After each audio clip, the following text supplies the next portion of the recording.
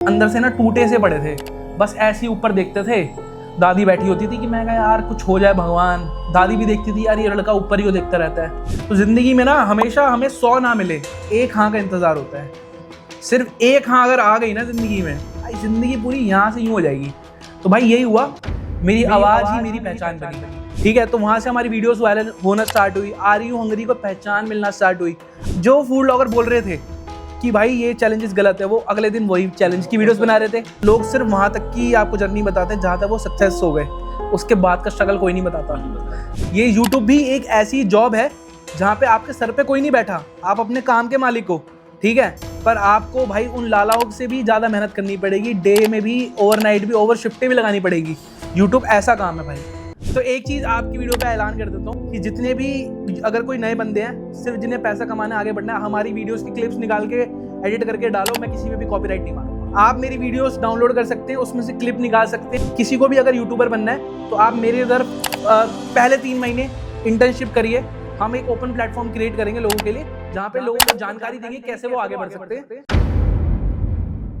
नमस्कार दोस्तों, आपका स्वागत है आज के इस पॉडकास्ट में। आज हमारे साथ हैं इंडिया के सबसे बड़े फूड इन्फ्लुएंसर। इनका रियल नाम है रजनीश ज्ञाने, लेकिन आप इनको आर यू हंगरी के नाम से जानते होंगे। इनसे आज ये जानेंगे इनकी जर्नी के बारे में। आपने अभी तक इनके बारे में सिर्फ ये जाना है कि क्या बताते हैं, क्या खाते हैं, कौन कौन से कैफे पे जाते हैं, किस किस जगह पर क्या ये फूड की चीज़ों को एक्सप्लोर करते हैं, जो भी ये वीडियो बनाते हैं उसके पीछे क्या स्ट्रेटजी रहती है, कितनी मेहनत रहती है, और यहाँ तक मतलब इंडिया का सबसे बड़ा फूड ब्लॉगर बनने तक का सफर कैसा रहा है, कितनी मेहनत रही है। और साथ ही साथ इस पॉडकास्ट में ये भी डिस्कस करेंगे अगर कोई फूड ब्लॉगिंग करना चाहता है, इस फील्ड में आना चाहता है, सोशल मीडिया पर कंटेंट क्रिएट करना चाहता है, तो वो कैसे कर पाएगा, क्या स्ट्रेटजी रहती है, ये सारी चीज़ें इस पॉडकास्ट में डिस्कस करेंगे। तो चलिए शुरू करते हैं। तो बहुत बहुत आपका स्वागत है। बहुत बहुत शुक्रिया भाई। मतलब हमारी जर्नी आपसे बेहतर कौन जानता है भाई। लोगों को लगता है कि साथ कंटेंट क्रिएट करना इतना मतलब आसान होता है, फूड ब्लॉगिंग करना इतना आसान होता है, घर से बाहर निकल के कैमरे के सामने आना बहुत आसान होता है, और यूट्यूबर बहुत अच्छा कमा रहे, बहुत अच्छा कर रहे हैं। लेकिन पीछे जो है ना, वो क्या रही है स्टोरी, क्या कहानी रही है, कितनी स्ट्रगल रही है, शुरुआत से डिस्कस करते हैं। यार आज हमारे साथ मेरा दोस्त भी आया है, तो जर्नी मुझे ना और अच्छे से याद आ रही है। तो मेरे को याद है कि हम ना 6th क्लास में थे, तो 6th क्लास से ना हमने जर्नी अपनी यूट्यूब की स्टार्ट कर दी थी, है ना।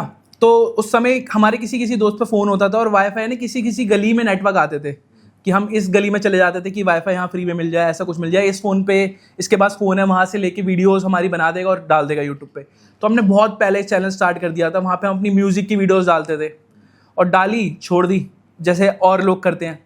फिर उसके बाद 7th हुआ, 8th हुआ, अपनी फिर जैसे अलग अलग वीडियोस बनाने लगी। तो फिर जैसे मैंने वीडियोस स्टार्ट करी थी घर पे वीडियोस बनाना, जैसे बीबी की वाइन्स बनाते हैं ना, वैसी टाइप की, क्योंकि उस समय ट्रेंड चल रहा था और मैं हमेशा ना ट्रेंड बहुत फॉलो करता हूँ।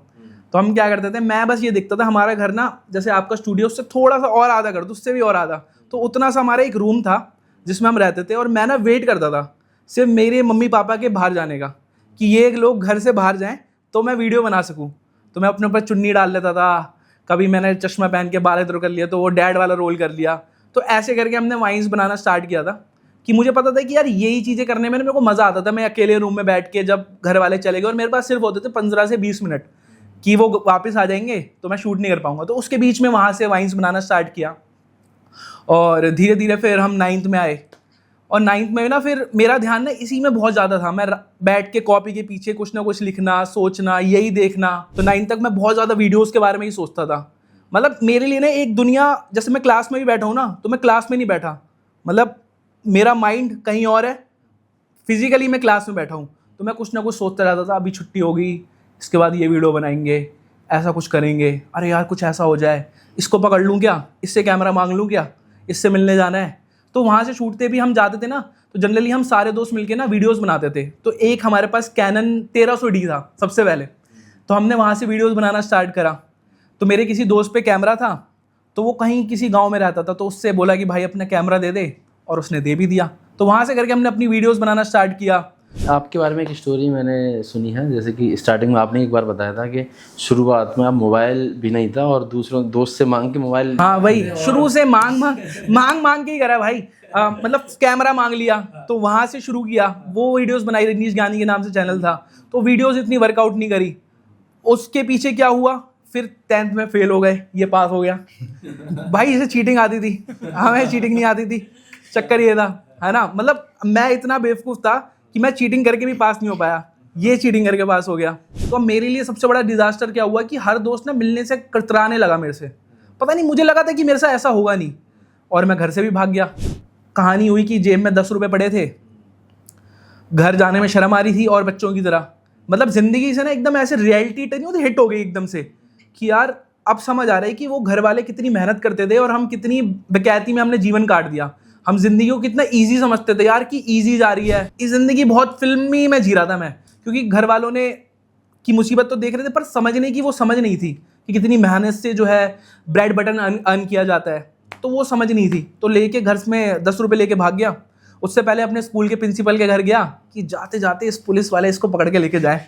ऐसे मन में आया, पता नहीं थॉट क्यों आया, मुझे नहीं पता।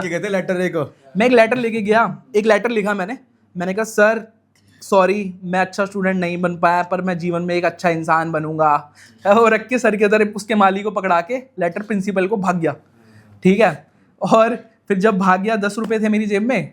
पता नहीं, मैं एक ना वो होता ना कि कुछ हो गया हो या कुछ पता नहीं है मेरे साथ क्या हो रहा है, और कुछ पता ही नहीं है क्यों कर रहा हूँ कि भाई 10 रुपये हैं जेब में, निकल गया हूँ, क्यों कहाँ जा रहा हूँ। क्योंकि आज तक मैं दिल्ली तक कभी गया ही नहीं, दिल्ली तक जो बंदा कभी गया ही नहीं वो फरीदाबाद से निकल गया 10 रुपये लेके। तो बस मैंने कहा कि भाई दिल्ली की बस कब आएगी। मेरा प्लान था कि मैं ना मुंबई चला जाऊँगा, सपनी वही फिल्मी, क्योंकि बॉलीवुड ने हमारी ज़िंदगी को इतना फिल्मी बना दिया है ना कि हमें लगता है कि सब ऐसे हो जाएगा, पर रियलिटी में सबको भाई कुछ ना कुछ हर मुसीबत से गुजरना पड़ता है। तो भाई वहाँ से फिर हम 10 रुपये लेके मैं सिंपल से जाके ना बस में बैठ गया जो जा रही थी दिल्ली। तो अब मैंने कहा कि यार 10 रुपये ना बचा लेनी चाहिए, क्योंकि अब देखो कहाँ मेरे को अहमियत नहीं थी पैसों की, वो 10 रुपये के सिक्के ने कहा कि अब इसे तू बचा ले क्योंकि ये तेरे आगे काम आएंगे। तो मैं चुपचाप जाके सीट पे लास्ट सीट पे बैठ गया ऐसे दुबक के कि कोई मुझे देख ना ले तो 10 की टिकट ले लेगा। तो अब ना जाते जाते अब भगवान की कहानी देखो, लास्ट बीच में पड़ गई निज़ामुद्दीन दरगाह। मैंने कहा यार ये तो रॉकस्टार मूवी की जैसी भाई दरगाह पड़ गई बीच में। मैंने कहा भैया रोको रोको, इधर ही उतर गया। मैंने कहा यार अब तुम पूरी वही फिल्मी वाली वाइब आ रही है, कहानी वही हो रही है, निज़ामुद्दीन दरगाह आ गए भाई घर से भाग के, घर वाले परेशान हो रहे होंगे, मुझे ऐसा लगा। तो वहाँ गए निज़ामुद्दीन दरगाह, थोड़ा बैठे बैठे वहाँ पे देखा, तो वहाँ मैंने देखा यार कितने लोग बेचारे भूखे बैठे हैं, मतलब किसी के पास खाने के लिए नहीं है, किसी के पास कुछ पाने के लिए नहीं है, सब हार के बैठे हुए हैं ज़िंदगी में। और कुछ लोग हारे लोग आते हैं वहाँ पे अपने आप को मांगने, अपनी ज़िंदगी में करने। तो वहाँ से निकला, फिर वहाँ से आगे पैदल पैदल पैदल पैदल मैं वहाँ पे बंगला साहिब गुरुद्वारे गया। अब रात के बज रहे थे 2-2:30 बज रहे थे जब मैं उस रास्ते में जा रहा था, तो पैदल पैदल। अब मैंने कहा कि ये 10 रुपये ना मेरे को काम आएंगे कहीं ना कहीं। वो 10 के सिक्के को बार बार देख रहा था। तो लास्ट में बस स्टॉप में बैठा था, तो प्रोस्टिट्यूट भी आई वहाँ पे, वो भी चली गई वहाँ से। तो उसने बोला ये बेटा तू यहाँ क्यों बैठा है, कहाँ से आए रे, चल निकाल फुट फुट। मैंने कहा, मैं एकदम से थोड़ा आगे 10 कदम चला गया, दिल एकदम 140 की रफ्तार में धक धक धक धक धक धक धक कि एकदम अकेले बच्चा निकला है 17 साल की उम्र में। हाँ आजकल के बच्चे तो और तेज हैं, उस समय तो हम बहुत शरीफ थे। तो वहाँ से भाई निकलते निकलते निकलते निकलते पैदल पैदल पहुँचे। उसमें देखा बीच में कि भाई वापस से लोग बैठे हुए हैं, काम करके उधर ही सो रहे हैं, जहाँ खा रहे हैं वहीं लेट रहे हैं। तो पहुँचे गुरुद्वारे पहुँचे, वहाँ मत्था टेका, वहाँ खाना वाना खाया और वहीं साइड में सो गए। एक फ़ोन था मेरे पास लावा का छोटा सा कीपैड, उसको स्विच ऑफ कर दिया ताकि घर वाले फ़ोन ना करें। अब पीछे से सारे दोस्त मुझे निकल गए ढूंढने, मुझे पता नहीं है, ये आके पता लगी ये बात। घर वालों उठा लिया मुझे, इसको उठा लिया, इसको उठा लिया, इसको घर पे उठा के ले गई मेरे को। तो फिर उसके बाद प्रिंसिपल के घर तक भी चली गई कि कहाँ गया, कौन था, कैसे, सब मतलब पीछे पीछे थोड़ी होने लगी। दोस्तों ने फोटो डाल दी, रजनीश गुमशुदा, आधे लोग निकल गए ढूंढने, पीछे बाद में पता लगी बात। फिर वापस एनीवेज फिर वहाँ से सुबह मॉर्निंग हुई। अब भगवान की इतनी बड़ी रहमत थी, उन्होंने कहा कि मतलब गलत रास्ते पे नहीं जाने दिया। एक होता है ना कि आपकी किस्मत आपको हमेशा कभी उस जगह पे नहीं जाने देती, है ना। काफ़ी लोग हैं जो भाई गलत जगह पे चले जाते हैं, कुछ ऐसा हो जाता है। तो मैं सुबह उठा, मैंने सोचा यार चलो अब रेलवे स्टेशन निकलते हैं और अपना मुंबई जाएंगे, अपना स्टार वार बन जाएंगे, किसी होटल पे काम करेंगे, हाँ ना, ऐसे ही सोचा था। तो भाई निकले, पीछे पड़ गया भाई कुत्ता। अब वो कुत्ता बड़ा भाई इतनी जोर के पीछे कि पहुँचते पहुँचते ना मेरे को बस स्टैंड तक ले गया, और अगली 2 मिनट बाद वो बस आ रही थी मेरे घर वापस जाने के लिए। 405 आती थी बदरपुर जाने के लिए। तो वापस मैं अपने घर पहुंचा, उस बस में बैठ गया और वो 10 रुपए की उस टिकट ही लगती थी और 10 रुपए मेरे वहाँ काम आए। और डेस्टिनी देख रहे हो, घुमा कर वापस वहीं पे लाके खड़ा कर दिया। और मेरे आगे एक बंदा बैठा था, उसके पास पैसे नहीं थे, उसे नीचे उतार दिया। सोचो, और मेरे पास वो 10 रुपए, कितनी अहमियत होगी वो 10 रुपए की। वो घर जाने के काम में है। रास्ते में सिखा दिया पैसों की अहमियत, रिश्तों की अहमियत, एक ही रात में सीख गया था। जब घर पहुंचा तो देखा जो बाप कभी रोया नहीं भाई, वो रो रहे हैं भाई। जो दादी इतने गुस्से में रहती थी, प्यार करती थी, वो भी रो रही हैं, माता भी रो रही हैं। तो फिर मैंने कहा कि यार यही तो मेरे अपने हैं, है ना। तो वहाँ से मैंने कहा, मेरे पापा ने कहा अब तू मेरा काम करना स्टार्ट कर दे। मैंने कहा ठीक है, उनका काम करना स्टार्ट कर देंगे। तो जनरली उनके काम पे जाना स्टार्ट कर दिया। अब पढ़ाई तो थी नहीं, कोई दोस्त मिलना नहीं आता था। तो ये भाई ये पता नहीं कि ना घर पे खाने के मारे आ जाता था कि कुछ खाने को मिल जाएगा, है ना। तो भाई ये कुछ ना कुछ खा के आता था। तो एक इसका सपोर्ट था कि शुरू से ऐसे, जैसे कि भाई पता नहीं कि मिलने आ गया कोई भाई अपने स्कूल, कोई तो आ रहा है ना मिलने, कोई एक बंदा तो है ना। जिस क्लास में हम 60-70 बच्चे पढ़ते थे उसमें से कोई एक तो आ रहा है ना मिलने। ये जो बॉन्डिंग होती है ना, वो अलग लेवल की होती है। चड्डे वड्डे की बॉन्डिंग ना, उसकी बात ही अलग। वही, एक बाहर का दोस्त था, एक वो आपके उधर बैठा सामने, है ना। तो मेरे साथ ना भाई जनरली वही लोग साथ हैं आज जो मेरे बुरे टाइम में साथ थे। ठीक है, मैं जनरली बहुत दोस्त बहुत कम बनाता हूँ, और जो बनाता हूँ ना सिर्फ वो, उसके लिए तो फिर जान भी हाजिर है। यही होना चाहिए। दोस्त वो है जो तुम्हारे पुराने दोस्त अभी तक साथ है ना, एक्चुअल दोस्त वही है। भाई भगवान ने एक रिश्ता ही तो ऐसा बनाया है जो हम खुद चुन सकते हैं, वरना बाकी सारे रिश्ते तो बने बनाए दिए ना कि यही तुम्हारी चाची रहेगी, यही तुम्हारे चाचा रहेंगे, यही तुम्हारे मौसा मौसी रहेंगे, और बाकी उन्होंने तो सब चीज़ें सही बनाई है कुदरत के हिसाब से। बट एक रिश्ता है जो हम खुद चुनते हैं, है ना, कि वो बेवकूफ़ दोस्त, वो पागलपन दोस्त, वो जिससे मिलके ही हमें लगे 10 मिनट में यार अब सब सही है भाई, ज़रूरी है भाई ज़िंदगी में। तो मैं तो यही कहता हूँ कि भाई तुम्हारे भी अगर कोई दोस्त नहीं है ऐसे, तो भाई दोस्त बनाओ, बहुत ज़रूरी है। और जो तुम्हारे साथ शुरू से जुड़े हैं ना, वो बिना मतलब के जुड़ेंगे। जो आज आपको मैं मिलूंगा या आपको कोई और मिलेगा ना, वो सिर्फ मतलब के लिए आपसे जुड़ेगा। बिल्कुल सही बोला आपने, दोस्त बनाना बहुत ज़रूरी है। जैसे मैं एक चीज़ बताता हूँ आपको, यहाँ पर दिल्ली में इतना काम, इतनी बिजी लाइफ है, दिन भर काम ही काम, रात को भी काम। लेकिन जब भी मेरा होम टाउन जाना होता है, अपने पुराने दोस्तों से मिलना होता है, 10 मिनट में चिल हो जाता हूँ मैं। जी हाँ, 10 मिनट में। एक्चुअल दोस्ती वो है। यही है लाइफ यार, और इंसान को तो जितना मिल जाए उतना कम है। तो भाई ऐसे हुआ, फिर चैनल तो वर्कआउट नहीं कर रहे थे। हमारा चौक बस्टर के नाम से चैनल था, फिर रजनीश ज्ञानी के नाम से चैनल था। तो फिर उसके बाद मैंने देखा किसी एक भाई ने डाला कि ना किसी शूट पे ना बंदे की ज़रूरत है सिर्फ एक्टिंग करने के लिए, कुछ पैसे नहीं मिल रहे थे। मैंने कहा यार यहाँ तो मैं जाऊँगा। मैंने उससे अप्रोच किया, ऐसे ऐसे मैं जाऊँगा, इधर उधर जाऊँगा। तो उसके शूट पे पहुंचे तो देखो भाई यूट्यूब की क्या लाइफ होती है। 20-25 हज़ार एक दिन पे शूट पे लग जाते हैं। कैमरा इस तरीके से हैंडल होता है, इस तरीके से हैंडल होता है, इधर से ये बंदे आते हैं, इधर ये डायलॉग्स होती है, ये डायलॉग डिलीवरी होती है, इस तरीके से स्क्रिप्ट लिखी जाती है। सब समझ के मैं एक दिन में आ गया। ठीक है, जब मैंने पहली बार कैमरा स्टार्ट भी किया तो मैं ऐसे अरे भाई मैं, ओ भैया भी खुश हो गए, भाई इतना नहीं करना यार, एक्टिंग ही चल रही है। मैंने कहा नहीं भैया, आपने मौका दे दिया, बस जिंदगी बन गई अपनी। तो जब मैं वापस गया वहाँ पे जाके अपनी हवा कि भाई ये लड़का तो इसके शूट पे, इस यूट्यूबर के शूट पे होके आया है, भाई हमें बताओ ना कैसी लाइफ रहती है। फिर उन्हें मैं सिखा रहा हूँ कि भाई इस तरीके से हम कैमरा पकड़ते थे, गलत पकड़ रहे हैं, ये एंगल होता है, ये स्क्रिप्टिंग होती है, हमें ऐसे करना चाहिए। तो वहाँ से सीख के दोस्तों को भी बताया ऐसे ऐसे करके। तो हम सारे दोस्त ना आपस में, मतलब भगवान ने इतने अच्छे लोग शुरू से दिए जो शुरू से मदद करते थे। कि कोई सी ने एडिटिंग में हेल्प कर दी, किसी के पास कैमरा था, कोई मेरे घर पे आके अपना लैपटॉप से एडिट कर रहा, अपना समय दे रहा है। ठीक है, एक्चुअली शुरुआत ना ऐसी होती है, शुरुआत की जर्नी ना ऐसे ही होती है। बट यहाँ पर एक किस्सा बताओ, आर यू हंग्री का नाम कैसे पड़ा? एक्चुअली क्या होता था ना, उस समय की बात ये है कि ना ये अपना काम करता था, मतलब पढ़ाई वढ़ाई में करता था, तो ये अपने घर से ज़्यादा आ नहीं सकता था, है ना। और ये बहुत ही कम मिलने आ पाता था क्योंकि इसके घर वाले से बाहर नहीं निकलने देते थे, जैसे लड़कियों को नहीं निकलने देते। तो ये इसे तो राजा बाबू ना राजा बाबू घर वाले इससे बड़े सोनपरी टाइप रखते हैं। तो भाई ये कोई आता नहीं था मिलने। फिर लाइफ डिप्रेस होगी जब आपकी ज़िंदगी में दोस्त नहीं है, कोई कुछ नहीं है, तो डिप्रेस होगी भाई। और डिप्रेशन के साथ काम पे जाते थे पिताजी के, भाई वहाँ पे जाते थे, कुछ वहाँ पे देखते थे इतनी वेटिंग है, ये है वो है। उसके बाद लोग उधारी कर रहे हैं ज़िंदगी में, दिन के 100 रुपये 50 रुपये 20 रुपये कमा रहे हैं। और थोड़े टाइम तक तो मज़ा आया कि पैसे आ रहे हैं, 50-100 रुपये आ रहे हैं, आ तो रहे हैं, थोड़े टाइम तक मज़ा आया। फिर उसके बाद लगा कि अब नहीं है यार, बस की नहीं हो रहा यार, इतना उठा रहे हैं सामान। और आगे ना अब कोई कहता नहीं कि हम फ्यूचर प्रेडिक्ट नहीं कर सकते, आप खुद अपने लाइफ का फ्यूचर प्रेडिक्ट कर सकते हैं। आपने ना बहुत फतेह की बात करी, बहुत पॉइंट वाली बात करी, बंदा ना अपना फ्यूचर ना खुद प्रेडिक्ट करता है, वो खुद डिसाइड करता है अपना फ्यूचर कैसा होगा। अपना फ्यूचर आप लोग खुद प्रेडिक्ट कर सकते हैं। मैं वहां बैठे बैठे मेरे को पता लग गया कि अगर ये काम चलता रहा ना तो यहाँ का यही होगा। अगर ये कहानी टर्न करनी है ना तो इसके लिए कुछ और करना पड़ेगा। तो बहुत ही उस उम्र में जो किस्से हुए वहां से समझ आई। तो फिर मैंने कहा कि अब बस, तो भाई मैं घर गया, मैंने कहा जी अब नहीं होगा काम, अपने काम आप खुद कर लो या किसी और को भेज दो, मैं नहीं जाऊँगा। तो घर वाले कह रहे यार ना पैसे है खाने को, ना तेरे पे पढ़ाई है, ना तू काम।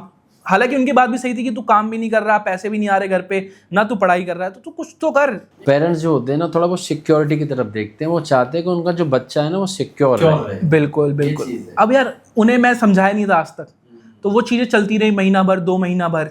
फिर एक दिन ऐसा आया, मम्मी ने हाथ जोड़ के रो धो के कह दिया बेटा तू कल से कोई जॉब पे लग जाइयो, हमारे बस की नहीं है। झूठ क्यों बोल रहा है, पूरा था ना। पंखे की दुकान पे जॉब देख ली है। पंखे की दुकान पे जॉब देख लिया। मैंने कहा हर जगह क्या बताएं, पंखे की दुकान पे देख लिया, अब तू कल से जाइयो। मैंने कहा भाई का मुंह बन गया। मैंने कहा भाई पंखा ठीक कर रहा हूँ मैं वहाँ पे। मैंने यही सोच लिया कि भाई यही काम करना पड़ेगा। अब तो फट गई भाई, सच्ची मतलब होता नहीं, फट गई। फिर मैंने कहा कि अब क्या करें। मैंने कहा अब बताने का मौका आ गया घर को कि भाई अपन भी कुछ कर सकते हैं। मैंने कहा कि देखो मम्मी ये ऐसे करके वीडियोस है, मैं यूट्यूबर की वीडियोस में जाता हूँ। भाई बातें बहुत अच्छी बनाता है, कुछ भी बातें बहुत अच्छी बनाता है, घर में भी ऐसी करता है। हाँ ये बहुत अच्छा पॉइंट है, ये बहुत अच्छा पॉइंट है। अगर आपको एक्सप्लेन करना आ रहा है तो उसमें 2 बातें और जोड़ दो, उसमें क्या दिक्कत की बात तो है? घर ऐसे करके करोड़ आ जाएंगे। मम्मी कह रही है 100 रुपए दे नहीं पा रहा, करोड़ आ जाएंगे। तो ऐसा बिल्कुल सही बात है। मम्मी को सपने दिखा दिए भाई कि एक दिन मैं इतना बड़ा आदमी बन सकता हूँ, इतने कमा सकता हूँ। ऐसे ऐसे मैं यूट्यूब की वीडियोस में जाता हूँ, फ्री में पैसे नहीं लेता इनसे। बड़े बड़े यूट्यूबर्स की वीडियोस में जा चुका हूँ, छोटे छोटे रोल करे हैं। आपको मैं दे भी दूंगा, आप लगा देना। हमने छोटे छोटे थप्पड़ खाने वाले, लड़की को छेड़ने वाले, इस साइड में बैठ के न्यूज़ रिपोर्टर वाले, स्वैगर शर्मा की वीडियो में हमने 2 सेकंड का रोल किया है। तो कुछ ऐसे ऐसे किस्से हमने करे, वहाँ पे सीखने को मिल रहा था, फ्री में पहुँच जाते थे। तो मैंने बताया कि ऐसा ऐसा मैं कुछ कर रहा हूँ, मुझे करना है। तो भाई घर वाले ने कहा इस समय तक अगर तेरा हो गया तो भैया ठीक है, नहीं तो बल्ब लगाना, ये ठीक कर रहा होगा। अब क्या हो गया, उन्होंने आपको एक टाइम पीरियड दे दिया। अब जिंदगी में ना भाई डर होना बहुत जरूरी है। वो डर इतना बढ़िया होता है ना भाई, इतना बढ़िया आपसे काम करवाएगा, वो काम निकलवाएगा आपसे। आप अलार्म की जरूरत नहीं पड़ेगी आपको सुबह उठने की, आपको वो डर उठा देगा कि भाई अब करना है, उठना है तुमको। जब माइंड में पता लग गया ना कि इतना ही टाइम है तुम्हारे पास कि भाई तुम्हें इतने टाइम में करके दिखाना है, नहीं तो वो सड़ी वली जिंदगी तुम्हारा वेट कर रही है। ये टाइम ऐसा था जैसे मान लो एक बंदा होता है ना, ये बचपन से मैं देखते आ रहा हूँ, इतना आलसी था काम को लेके, हर चीज़ को लेकर आलसी था ये।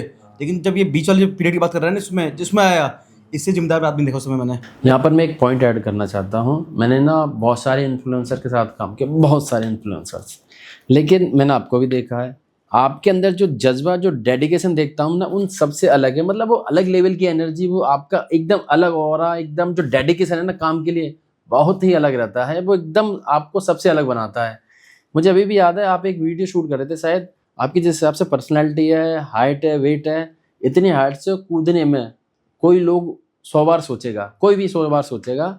आपने कितनी बार उस टेक को लिया था? हाँ आपने देखी वाली है ना? तो ये ना हर किसी में नहीं होता। इससे पता चल जाता है कि काम में कितना अग्रेसन है, कितना ईमानदारी से काम कर रहे हो। अगर इस डेडिकेशन से काम करते हो ना तो क्यों नहीं मिलेगी सफलता। आप मेहनत तो करो। एक होता है सिंपल, एक होता है परफेक्शन। भाई परफेक्शन ढूंढता है, तो ये ना बहुत जरूरी है। आपने अपने काम में परफेक्शन देखना चालू कर दिया ना, तो आप लाइफ के हर एक काम में, हर एक स्टेज पर परफेक्शन देखना चालू कर दोगे, सेट करना चालू कर दोगे। एग्जैक्टली। फिर वही हुआ भाई, वहाँ से समझाया तो एक लिमिटेड टाइम हो गया।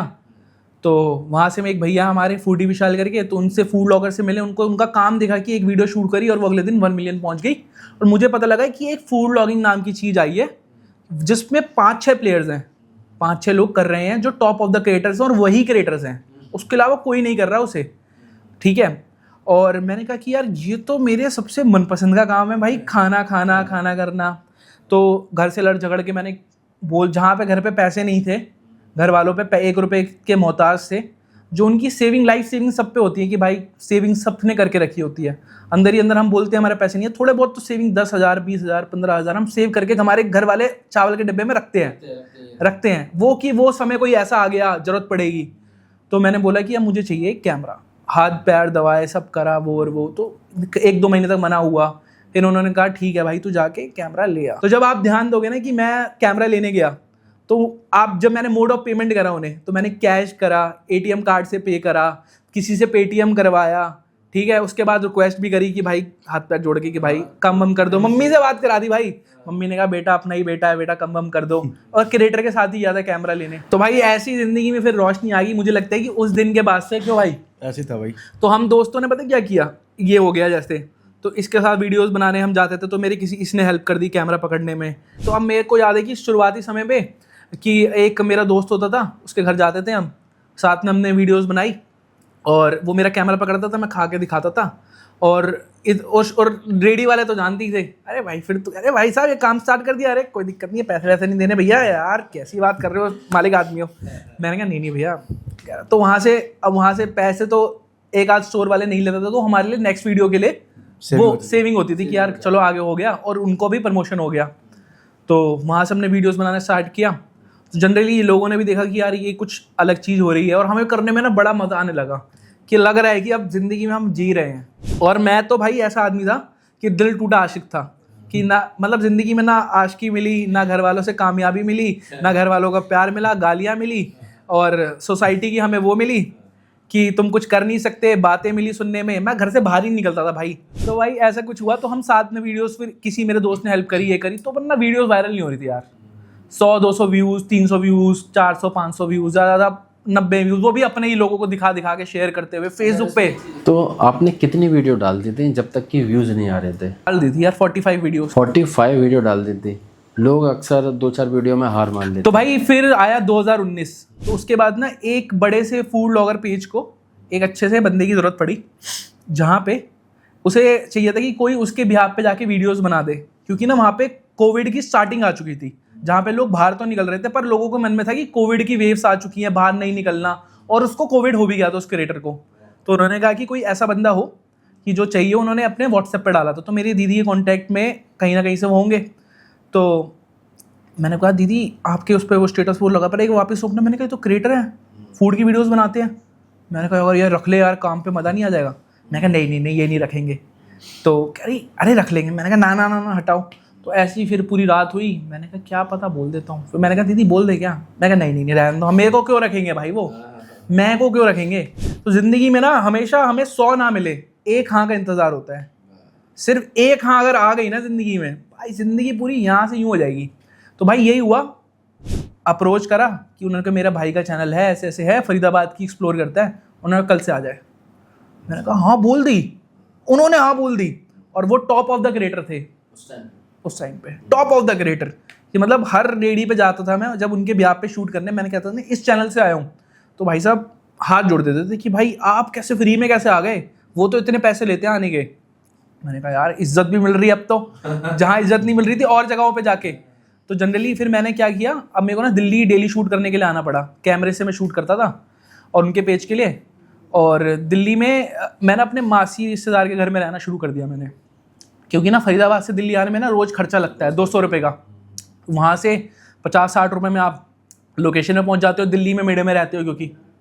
तो ना महीना हुआ, 1.5 महीना हुआ, 2 महीने बाद रिश्तेदारों के भी हो गया। उन्हें हर किसी को दिक्कत होता है, आप किसी घर में ज़्यादा देर रुको तो वो कॉमन सी बात है, उनकी भी गलती नहीं है, ठीक है। तो दिखने लग गया कि थोड़ा सा उन्हें भी अनकंफर्टेबल हो गया, बहुत ज़्यादा टाइम हो रहा है। तो फिर मैंने वहाँ से, एक मेरा दोस्त था पीजी में रहता था, तो 1 महीना वहाँ पे काटा।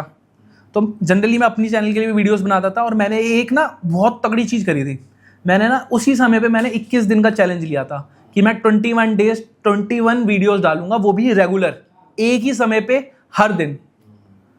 तो मैंने अपने आप को अपने लिए चैलेंज लिया था, तो मैं उनके लिए भी वीडियोस बनाता था, अपने लिए भी बनाता था।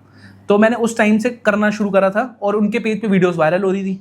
मेरी आवाज़ को सबसे पहले लोगों ने तो बहुत ज़्यादा बोला ये फटी हुई आवाज़ का कौन है, ये फटा बाजा कौन है, ये और वो कौन है, ये जियान को कहाँ ले आया ये।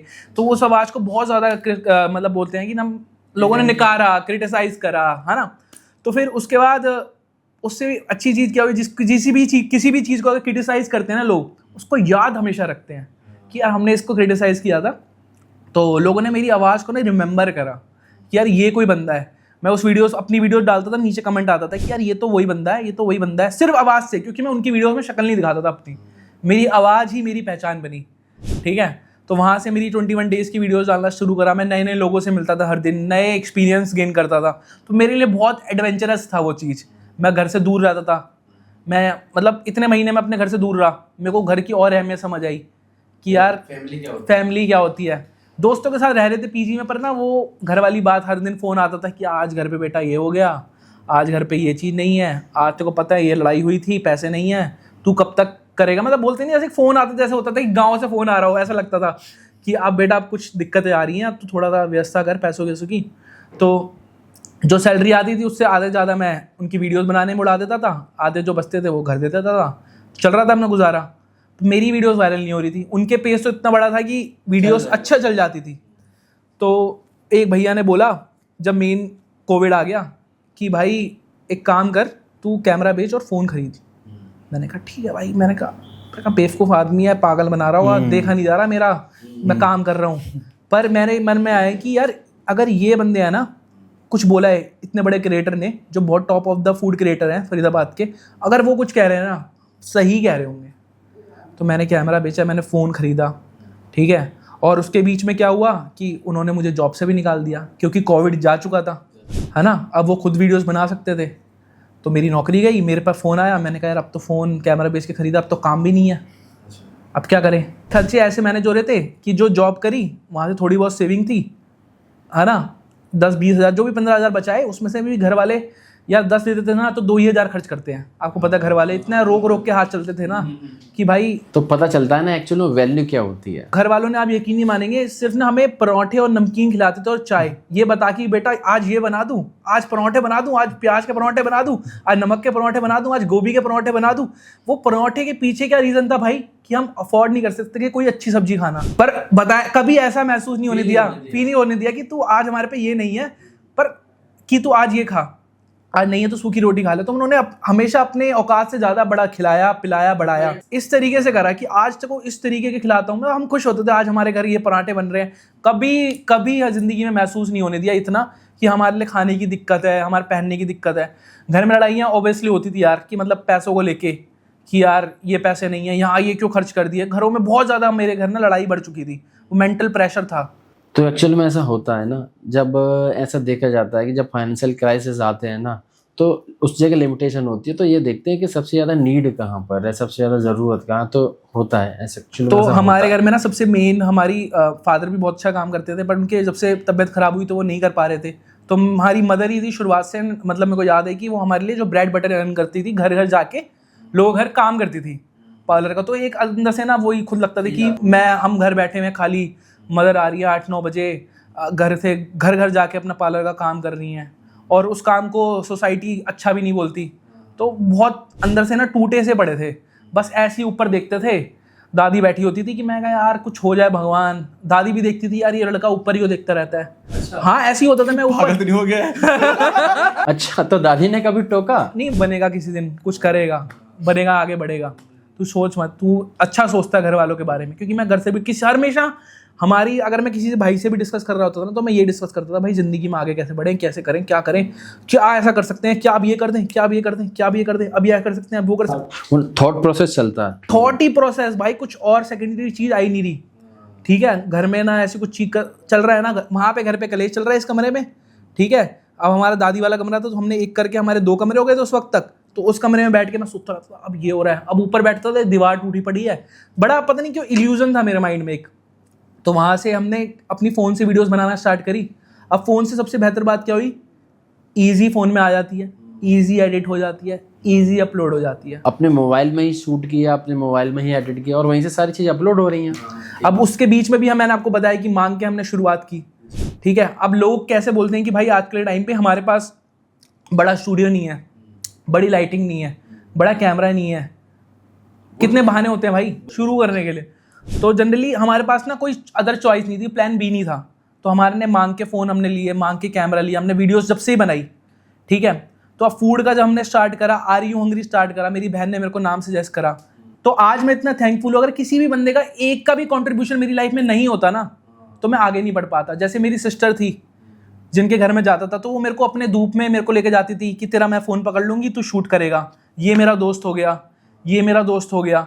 जिन्होंने मुझे मेरी लाइफ में इतना सपोर्ट करा है भाई कि अगर इनमें से एक भी बंदा नहीं होता ना तो आज मैं आपके सामने नहीं बैठा होता। अच्छा, यहाँ पर मैं एक बात बताऊँ, जिसके बचपन के दोस्त अभी तक साथ में है ना, वो बंदा पक्का सक्सेस होगा। हाँ भाई, मैं तो ये सोचता हूँ कि सारे दोस्त कैसे आगे बढ़ सके, कि भाई हम सारे आगे बढ़ें, सारे काम करें। और कहीं ना कहीं मेरा सपना है कि भाई हम सारे दोस्त बैठ के आगे तक साथ काम करें और भगवान की ऐसी कृपा हो और किसी की नज़र ना लगे कि भाई हम साथ बैठ के आगे बढ़ें, आगे काम करें और हमेशा साथ रहें। ठीक है, मतलब मेरे घर में भी अगर ये आता है ना तो मम्मी इसको अपना बेटा समझती है ना, मेरे से ज़्यादा इसको प्यार करती है, इसके घर वाले मुझे सबसे ज़्यादा प्यार करते हैं। तो हमारे घर में ऐसा है। यहाँ पर ना मैं एक बात ऐड करता हूँ, जैसे तुम्हारा अनुराग दोस्त है, तुम्हारा बेस्ट फ्रेंड है, तुम्हारी जो बॉन्डिंग है, ऐसे ही मेरा एक फ्रेंड है श्याम। तो जब भी कभी मुझे कन्फ्यूज़न होती है, अगर समझ नहीं आता तो मैं डायरेक्ट कॉल करता हूँ। मतलब हमारी डेली बात नहीं होती, लेकिन मुझे उससे बात करने में सोचना नहीं पड़ता। और जैसे कि मैं माइंड में ये भी थॉट नहीं आता कि उससे कोई बात करूँगा तो मतलब बुरा मानेगा, सही मानेगा, या बात करूँ या ना करूँ, मतलब यहाँ तक तो मेरी सोच नहीं जाती, मैं डायरेक्ट बात करता हूँ। और हमारी ऐसी बॉन्डिंग है ना कि मुझे पता है, मुझे जो भी ये मशवरा देगा, जो भी सलाह देगा, वो मेरे लिए पॉजिटिव ही रहेगी। अब तो दोस्त बनाना, आई थिंक मेरी नज़र में दोस्त बनाना बहुत ज़रूरी है, मेंटली भी और सक्सेस के लिए भी। तो भाई ऐसे ही हुआ। तो भाई जब से वहाँ से आर्य हंगरी स्टार्ट हुआ तो भाई कुछ हो नहीं रहा था, तो वही भगवान के दर गए भाई। हम तो शुरू से ही मतलब भगवान को ही मानते थे। हमें पता था कि इस दुनिया में कोई तो शक्ति है जो दुनिया चला रही है। मैं अमृतसर गोल्डन टेम्पल गया था, एक जत्था जाता है तो उनके साथ गया था, और जाते ही मेरी बहन ने कहा कि तू वीडियो बना, तू वीडियो बना।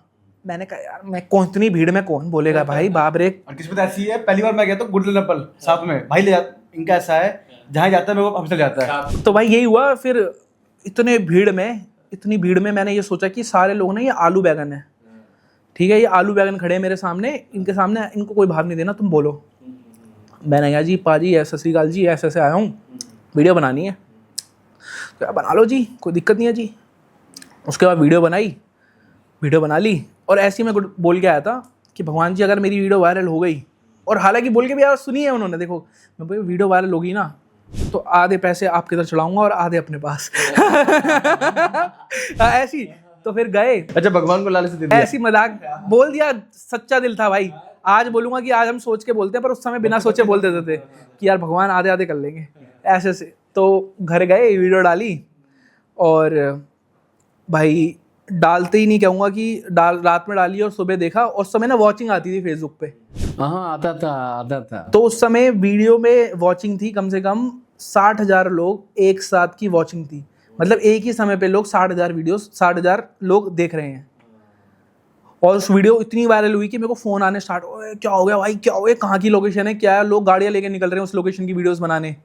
इतनी वायरल होगी वो वीडियोस, ठीक है। फिर उसके बाद पहली वीडियो थी जिससे मुझे पैसा आया कि अरे भाई इतना मज़ा आया वो दिन। इतने मतलब अंदर से ही लग रहा कि अरे ये बस नज़र ना लग जाए, भगवान इस मूवमेंट को नज़र ना लग जाए, बस किसी को बता नहीं रहा क्या हो रहा है। लोग कह रहे साले छुपा रहा है, बता नहीं रहा, कामयाब हो गया तो। बट सबके अपने काम है, सब अपनी लाइफ में बिजी हैं भाई, सबको अपना ब्रेड एंड बटर अर्न करना है, सबको अपनी लाइफ में आगे बढ़ना है। ये अपने प्रॉब्लम से जूझ रहे हैं, हम अपनी प्रॉब्लम से जूझ रहे हैं।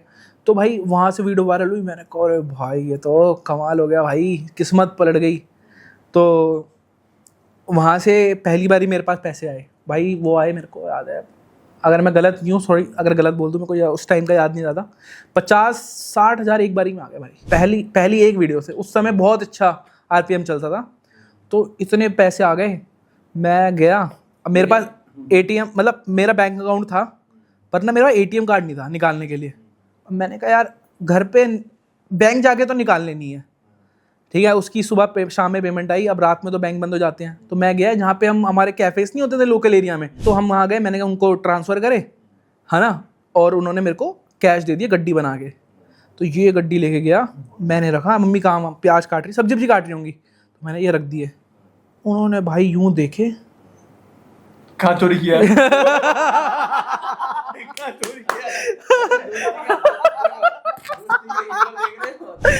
भाई हालांकि यही आया होगा मन में। तो भाई उन्होंने कहा कि भाई ये तो कहाँ से लाया, मतलब यही मन कहाँ से करा है, बेटा गलत काम तो नहीं किया। मैंने कहा मम्मी वीडियो वायरल हो गई है, अब आपका बच्चा वो नहीं रहा पुराने वाला। उन्होंने भाई वो मतलब हल्के से आंसू आ गए, उन्होंने वो ही पैसे ला के सबसे पहले उन्होंने कहाँ रखे होंगे सोचो, शायद मंदिर में भाई। वहाँ जाके पूरी गड्डी रख दी कि भाई लड़के ने कमाए हैं। तो अब पिताजी को पता नहीं थी बात। अब मम्मी भी कह रही कि बेटा पापा को मत बताइयो, पापा कुछ होगा, पापा को मत बताइयो। मैंने कहा ठीक है मम्मी, नहीं बताऊंगा, पापा को पता नहीं है। तो धीरे धीरे फिर अब मेरी वीडियोस वायरल होना स्टार्ट हुई। ठीक है, 10,000 व्यूज़ आ रहे, 25,000 व्यूज़ आ रहे। उस समय ना बाबा का ट्रेंड चला। वो बाबा का ढाबा? उससे पहले भी जब क्या हुआ कि गौरव हमारे इधर आया था, स्वाद ऑफिशियल, जिसकी वीडियो वायरल हुई, तो फरीदाबाद में वीडियो बनाने आए। एक बाबा को हमने एक्सप्लोर किया था, तो वो बाबा नहीं मिले, तो उन्होंने जाके दिल्ली में एक बाबा ढूंढ लिए। तो उनकी किस्मत कहाँ से बनी, है ना, बाबा से। वो आए थे जनरली, क्या हुआ उनकी बात हुई कि हमने फरीदाबाद में एक बाबा ढूंढे जिनकी वीडियो बनाई, वो थोड़ी बहुत वायरल हुई। तो गौरव यानी स्वाद ऑफिशियल आए फरीदाबाद में कि भाई एक बाबा को ढूंढ के वीडियो बनानी है। वो बाबा उस दिन नहीं मिले, उन्होंने अपने उधर जाके, उनके घर के पास में ही रहते हैं वो बाबा, उसने वो ढूंढ लिए। तो अब हमने भी देखा कि अगले दिन से यार वो वायरल हो गई। हमने कहा यार किस्मत है भाई, जहाँ से किसकी बन जाए। अभी हमारी इतनी नहीं बनी, तो उसके बाद हमने फूड चैलेंजेस करना स्टार्ट किया। तो मैंने देखा कि एक बंदे ने हमें बोला कि यहाँ पे आके इतने खा लो, इतने जीत जाओगे। तो जब तक मेरे पैसे आ गए तो मैंने एक लड़की रख ली थी, मतलब कि जो मेरी वीडियो शूट कर दे। हाँ, ये कहाँ थी? बाबूजी घर में मैं रह रहा हूँ। तो मैंने एक मतलब ऐसे, उसको नहीं बताया होगा। हाँ मतलब कुछ ऐसा नहीं था गलत, मेरी डेडिकेशन थी, बस मेरे को एक शूट करने के लिए कोई साथ चले, क्योंकि दोस्त ना आपके हर समय फ्री नहीं होते, आपको कोई ना कोई एक टीम क्रिएट करनी है। तो शुरू से ऐसा था कि आप आ गए हैं ना तो किसी को देंगे।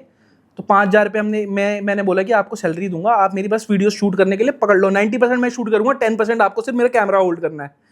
तो हम वहाँ गए, चैलेंज वैलेंज करा, भाई जीत गए, वीडियो डाल दी। भाई साहब आप सर्च, मतलब विश्वास नहीं करोगे, वीडियोस जो डलती हैं वो डलती है लैंडस्केप में। हमने कौन से में डाली वीडियो, रील्स फॉर्मेट पे, यूट्यूब पे, रील फॉर्मेट पे, यूट्यूब वाले प्लेटफॉर्म पे डाली है, इस वाले एंगल में वीडियोस। उस एंगल में वीडियोस डालने के बावजूद हमारे पता कितने व्यूज़ आए? शाम में डाली होगी 7:30, सुबह तक उठने से पहले विद इन 24 आवर्स से भी पहले हमारी वीडियो 1 मिलियन से प्लस थी। और वो भी कौन से फॉर्मेट पे? रील फॉर्मेट में, जो चलता नहीं था, सिर्फ हम बना रहे हैं। ठीक है, उसमें भी लोग हमारी वीडियोस देख रहे हैं। क्यों? तो भाई इससे सीखने को मिला मेरे को कि लोगों को ये नहीं परवाह कि आप किस एंगल में वीडियो बना रहे हो, तो आपके कंटेंट में दम होना चाहिए।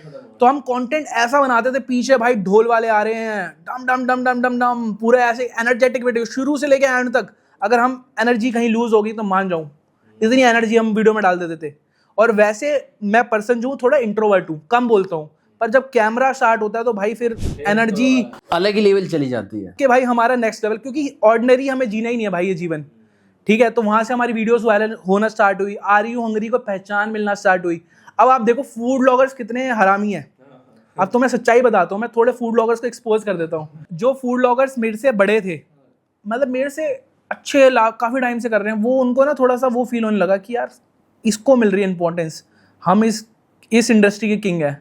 तो उन्होंने बोलने लगे कि भाई ये चैलेंजेस बहुत डेंजरस होते हैं, ये वो करते हैं, लोगों को बड़ा वो हो रहा है, डिफेम करना चालू करा, अपने मेन यूट्यूब चैनल से कमेंट करना चालू करा मेरी वीडियोस पे। उनको ये तो सोचना चाहिए कि चलो भाई बोल रहे हैं, पर कमेंट करना चालू किया कि ये सेफ नहीं है, ये और वो और ये इतना खाता है ये बंदा, इतना नहीं खाना चाहिए इसे। तो भाई मैं अपना फूड चैलेंजेस कर रहा हूँ। तो ये भी आपके लिए एक तरीके से प्लस पॉइंट था। मान लीजिए कैसे भी कमेंट आ रहे हैं, लेकिन एंगेजमेंट तो बढ़ी हुई थी ना। सच्ची में बहुत इतनी अच्छी बात बोली है इन्होंने, बहुत सही बात बोली आपने। पर ना मैं उस मूवमेंट को संभाल नहीं पाया, क्योंकि मैं बहुत दिमाग से छोटा था।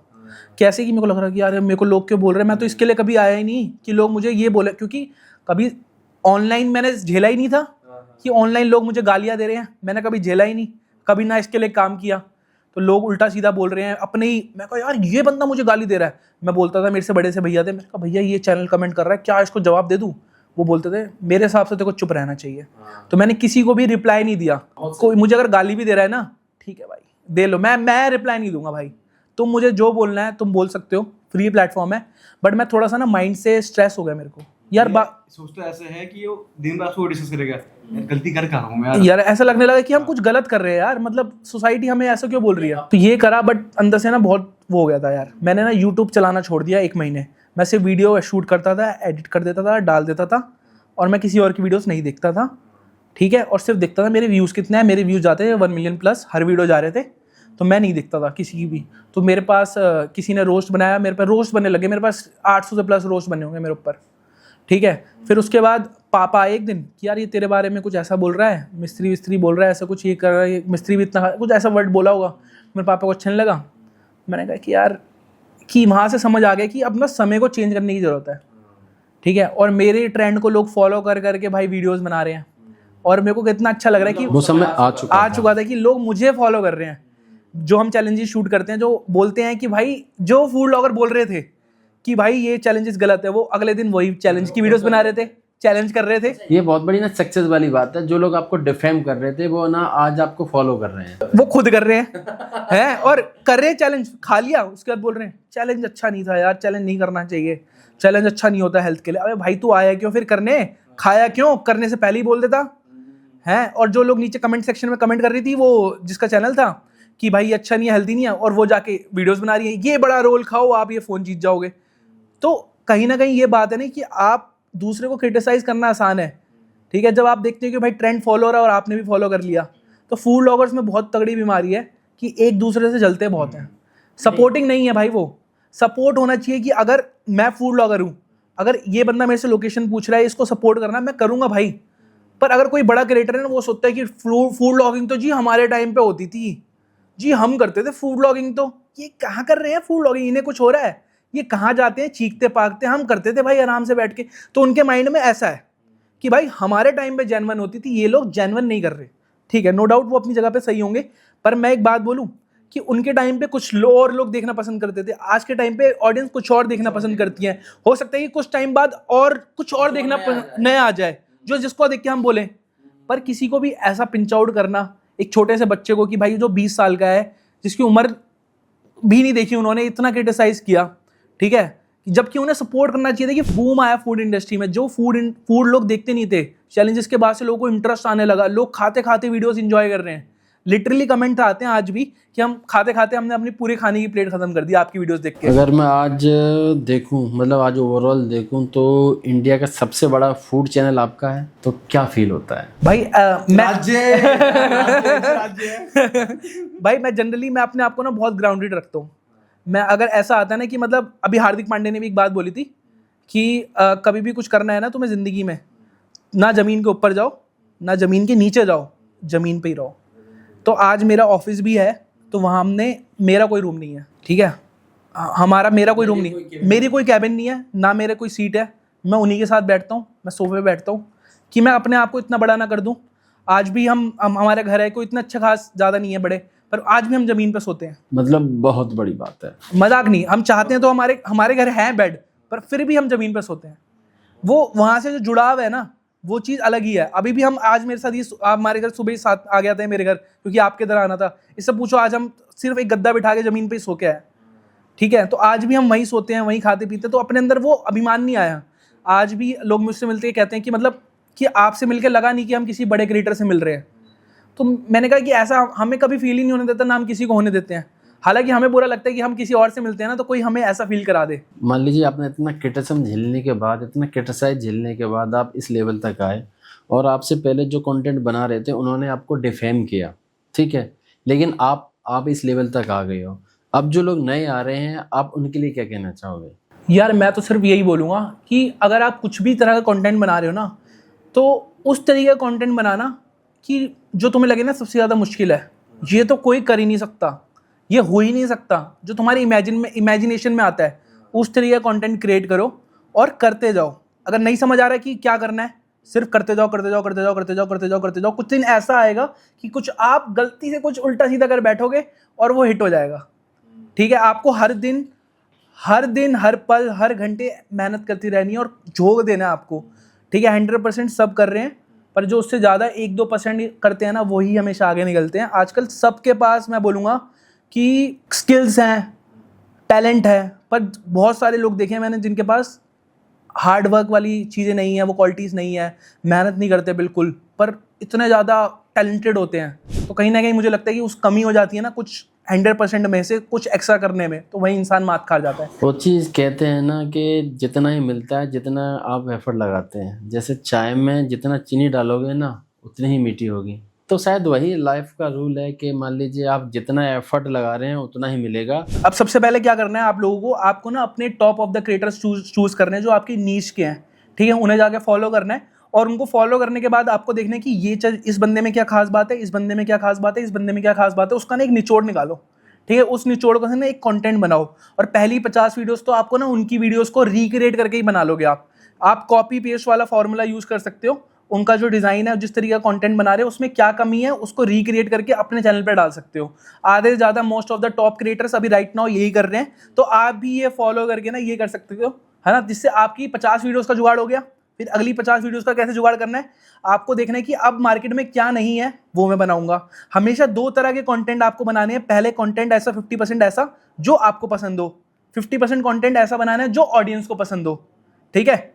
आपको इस दोनों को मेंटेन करके चलना है। इससे 2 रीज़न है। पहला रीज़न कि आप जब वो 50% कंटेंट अपने पसंद का बनाओगे ना तो आपको सुख मिलेगा अंदर से, ठीक है। और सेकंड रीज़न ये कि भाई आप साथ ही साथ दोनों की प्रेफरेंस रख रहे हो, तो दोनों को जुड़ाव करके चल रहे हो। हमेशा वैसा कंटेंट बनाना चाहिए आपको, ठीक है। तो मैंने खुद पर्सनली ये फॉर्मूला अपनाया, और मैं समझ गया था भाई, जैसे मैंने बताया कि आज पहले मैं खुद खाता था, आज मैं दूसरों को खिलाता हूँ, ठीक है। तो मैं खुद मैं कितने टाइम तक चैलेंज कर लूंगा, है ना। अभी जो जितने मकबैंगर्स हैं, फूड ईटर्स हैं या चैलेंजर्स हैं, ये जिनको देख के हम मेरे को देख के लोगों ने चैलेंज स्टार्ट करे हैं, वो ज़्यादा 10 साल 11 साल, तो एक टाइम आएगा एंड जब उनकी सेहत वो हो जाएगी कि भाई अब नहीं हो पाएगा। तो इसलिए हमने फूड चैलेंजेस अभी कम कर रखे हैं। हम दूसरों को चैलेंजेस दे दें कि आप इतना खा लीजिए, पैसा कमा लीजिए, और ये नहीं कि चैलेंज इतना बड़ा दे दें कि यार ये खा लो वो खा लो। लिमिटेड खाओ, लिमिटेड आप पैसा जीत जाओगे, ठीक है। तो क्योंकि एक ट्रेंड सेट करना है, मुझे ऐसा नहीं करना है कि मैं चैलेंज कर रहा हूँ और लोग मेरे को देख के खा रहे हैं, शुरू कर रहे हैं, उनकी भी हेल्थ खराब, वो नहीं करना। मुझे एक ट्रेंड सेट करना है कि भाई लोग मुझे देख के फॉलो करें ना, तो अच्छे के लिए फॉलो करें। अगर मैं कोई गलती अनजाने में कर गया हूँ तो मेरे को उसको सुधारने का भी मौका मिला। तो हम आज उस तरीके के चैलेंजेस बनाते हैं जिसमें हम लोगों के साथ बात करते हैं, फन एंड फूड चैलेंजेस, और साथ साथ में जिससे लोग मुझे जानते हैं हम उस तरीके का कंटेंट भी क्रिएट करते हैं। तो बराबर रख के चल रहे हैं, ठीक है। तो कोशिश यही रहती है। और आपने जैसे मैं आते ही पूछा ना मेरे से कि आपने यार अपनी वेबसाइट नहीं बनवाई, ये नहीं बनवाई, वो नहीं करवाया, है ना। तो पर्सनली मैं इतना खो जाता हूँ यार कंटेंट में, इतना प्यार है इससे, मतलब लगाव है कि मैं अपने आप को कुछ और देख ही नहीं पाता, मतलब इससे फुर्सत ही नहीं मिलती। मैं सुबह उठता हूँ, मेरा प्रोसेस ही यही है कि मैं सुबह उठा 9-10 बजे, मैं ऑफकोर्स लेट सोता हूँ, तो मैं वहाँ से ऑफिस गया, वहाँ से मैंने एडिटिंग स्किल्स देखी कि एडिटिंग क्या हुई है, आज काम बताया सबको, अपनी वीडियो स्क्रिप्टिंग करने बैठ गया, उसके बाद एडिटिंग करने बैठ गया, खुद ही डालता हूँ अपनी वीडियोस, आज भी खुद एडिट करता हूँ, इसलिए कि अपना टेस्ट ना ख़राब हो जाए, ठीक है। उसके बाद फिर जाता हूँ, फिर उसके बाद घर जाती आधे घंटे का रेस्ट, फिर एडिटिंग चालू, फिर कल की वीडियोस के बारे में सोचना चालू। तो प्रोसेस ऐसा है। तो वहाँ से निकालने में मैं टाइम निकाल सकता हूँ, मैं इसलिए नहीं निकाल रहा जब तक कोई एक चीज़ वापस से सेट ना हो जाए, कि मैं एक लेवल पे वापस से अगर इस लेवल तक पहुँच गया तो मेरे को लगता है कि उस टाइम के बाद थोड़ा सा प्रोसेस करना चालू करना है, क्योंकि मेन दुकान तो हमारी यही है। अगर हमारी इस दुकान से हम कितने घर बना सकते हैं, पहले दुकान ज़्यादा चलनी चाहिए ना। तो कंटेंट, इतने लोग पागल हैं लव भाई, आप सच्ची नहीं मानोगे, लोगों को ना हर दिन कुछ नया चाहिए, वो ढूंढने में इतनी मुश्किल हमें भी होती है, तो सोचो जो नए लोग हैं उनके लिए कितनी मुश्किल है। तो अच्छा, आपका क्या थॉट प्रोसेस होता है कंटेंट क्रिएट करने का, कंटेंट बनाने का? यार मेरा पता है कैसे थॉट प्रोसेस होता है, नॉर्मल लोगों की तरह ही है। मैं जितने बड़े क्रिएटर से मिला हूँ ना, सबका थॉट प्रोसेस ऐसा ही है। सब एक ही तरीके से सोचते हैं, हमारी तरह नॉर्मल इंसान है, घर पे कच्चे बनियान में ही बैठते हैं, एक ही सोचते हैं भाई, चलते घूमते फिरते। जैसे मैं घूम रहा हूँ फिर रहा हूँ, इसने कुछ बात बोल दी, हिट हो गई, घर जाके सोचूंगा, मतलब वहां से ही कंटेंट निकाल। हाँ, इसने बोला कि यार वो बाबा का ढाबा बड़ा चल रहा है, अच्छा बाबा के ढाबे पे चैलेंज करा जाए, बाबा के ढाबे को वीडियो में ले आया जाए, छंगानी जी चल रहे हैं, छंगानी जी को वीडियो में लेके आया जाए। वो बड़ा पाव वाली चलती है हमारे भाई हमेशा ना ट्रेंड फॉलो करा है। जैसे अभी आप मान लो, अभी आप ट्रेंड पे चलोगे तो हो सकता है ये आपके साथ कुछ बनाने का सोच लूँ, ठीक है। तो हमेशा ट्रेंड फॉलो करना बहुत ज़रूरी है आज के टाइम पे, ठीक है। जैसे कि अभी के राइट नाउ ट्रेंड क्या चल रहा है, आप मेरे को एक बताना, अभी राइट नाउ ट्रेंड पे क्या चल रहा है? एस्ट्रोलॉजी चल रही है। उसके अलावा जिंदगी में क्या चल रहा है? आईपीएल चल रहा है। आईपीएल के अलावा क्या चल रहा है? आईपीएल के अलावा क्या चल रहा है ट्रेंड पे? स्टॉक मार्केट, शायद स्टॉक मार्केट चल रहा है, राइट, ठीक है। अभी उसके अलावा क्या चल रहा है? मार्केट क्रैश हुई है, ठीक है। और चौथी चीज चल रहा है, डोनाल्ड ट्रम्प ने ये कर दिया। तो ये सारी चीज होगी ट्रेंड। अब इसको जोड़ के कंटेंट बना दो अब, ठीक है। अब इसमें चल रहा था पनीर टेस्टिंग, पनीर को आईडियो से टेस्ट कर रहे थे लोगों ने, उसको करके कंटेंट बना लिया। भाई सारे क्रिएटर्स ही ऐसे करते हैं। पता क्या करते हैं? सबसे पहले तो फॉरेनर्स की वीडियोस देखते हैं, वहाँ से कुछ आइडिया निकाल लिया, उसके बाद हमारी इंडियंस की देखते हैं, फिर जोड़ मुलाव करके एक बना देते हैं, ट्रेंड चल रहा हो तो उसको ट्रेंड भी डाल देते हैं, तीनों को जुड़ाव करा निचोड़ करके वीडियोस बना देते हैं, कॉम्बो बना देते हैं। ये दोस्तों, ये ना पेड कंटेंट है, मतलब ये सारा ना ये पेड कंटेंट है जो इतने सारे इन्फ्लुएंसर जो इस तरह से कंटेंट बनाते हैं। अगर आप भी मतलब कंटेंट क्रिएशन की जर्नी में आना चाहते हैं तो इस चीज़ को आपको जरूर फॉलो करना चाहिए। भाई यही है सारी चीज़ें मैंने पर्सनली फॉलो करी है। और प्लस में जब मैंने शुरुआत करी थी 2012 से आज 2025 चल रहा है, तो उसके बीच में मैंने ये देखा कि हमारा दिमाग ना लिमिटेड काम कर सकता है, लिमिटेड सोच सकता है। तो अब उसमें क्या है कि ये बंदा है या ये बंदा है या आप बंदे हैं, आपसे कुछ डिस्कस कर लिया, हमें ना कुछ भी कंटेंट सोचना है तो 10 लोगों के साथ डिस्कस करना है, करना पड़ेगा आपको। कि अगर कोई मेरे से छोटा भी है ना तो वो भी कभी ना कोई हिट बता दे, मैं डिस्कस नहीं करता था जनरली, मैं खुद ही बैठ के सोचता था, साला 2-2 दिन 3-3 दिन निकल जा रहे थे, कहाँ गलती हो रही है समझ नहीं पा रहा था। तो मैंने ऐसे ही अपने कैमरामैन से डिस्कस करा कि यार यहाँ पे सोच रहा हूँ क्या करूँ। उसने कहा भाई ये करते हैं ना, मैंने करते हैं वीडियो हिट। मैं समझ गया कि सबके साथ डिस्कस करना बहुत ज़रूरी है। तो जो बंदा मिलता है, जो दिमागदार आदमी लगता है, उसके साथ बैठ के डिस्कस करता हूँ।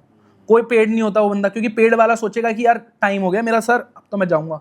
मुझे वो लोग नहीं पसंद जो टाइम देखें कि भाई अब टाइम हो गया अब मैं जा रहा हूँ। मुझे वो चाहिए कि भाई जो एक्स्ट्रा एफर्ट्स करके करें। तो हमारी टीम में भी वही लोग, मैं कोशिश करता हूँ कि वो लोग आएँ जो टाइम ना देखें। कि मतलब ये काम करने का ना जुनून होना चाहिए, जुनून होना चाहिए। अगर वो जुनून नहीं है ना तो बंदा मेरे साथ काम नहीं कर सकता, ठीक है।